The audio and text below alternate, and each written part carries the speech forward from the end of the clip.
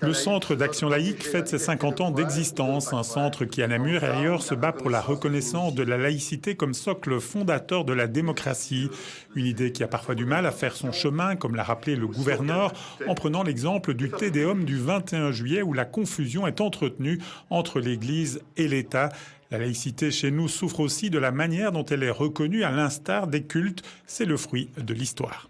La grosse erreur, si vous voulez, a été que lorsque le Centre d'action laïque a commencé à être financé pour l'assistance morale des personnes qui en étaient dépourvues pour motif d'incroyance, certains ont cru pouvoir, identifier la laïcité à l'action laïque. Et là, il faut pouvoir faire la différence. C'est une erreur prodigieuse, ça floute le concept et, comme dit Régis Debray, le flou nourrit les loups. Aujourd'hui, le Centre d'action laïque veut retourner vers ses fondements et remettre la laïcité au cœur de la démocratie en rappelant qu'elle est à la base des libertés fondamentales et notamment de la liberté religieuse. Nous sommes vraiment dans la défense d'un concept universel. Et on le définit aujourd'hui de la manière suivante. C'est un principe, donc un radical, c'est une base à partir duquel on va décliner un certain nombre de considérations. C'est un principe qui fonde, à la fois humaniste et politique, qui fonde le régime des libertés, dont notamment la liberté religieuse, c'est dire qu'il n'est pas anti-religieux, sur l'impartialité du pouvoir civil démocratique dégagé, lui, de toute ingérence religieuse.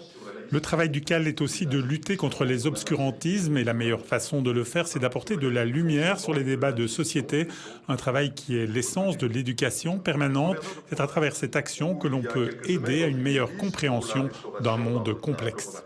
Notre rôle en tant que mouvement d'éducation permanente est de remettre sur le métier le chantier des valeurs, de tenter de restaurer le sens réel des concepts, des choses simples, essayer d'expliquer de manière réellement pédagogique ce que c'est que la science, ce que c'est que la physique, la métaphysique, la différence entre ce qui est religieux, ce qui est de l'ordre convictionnel et ce qui est de l'ordre de la méthode scientifique ou des acquis que permet la science. C'est par la présentation de l'appel de Liège que s'est clôturé cet anniversaire, un appel public qui vise à remettre la laïcité au centre des démocraties. En voici un extrait. La laïcité se fonde sur le principe d'impartialité des pouvoirs publics et assure à toutes et à tous l'exercice des droits et libertés indépendamment de l'origine, des convictions, croyances ou toute autre distinction. Ce principe fondateur de la démocratie, élément essentiel d'une coexistence pacifique, a vocation à trouver partout dans le monde une place au cœur des valeurs fondamentales.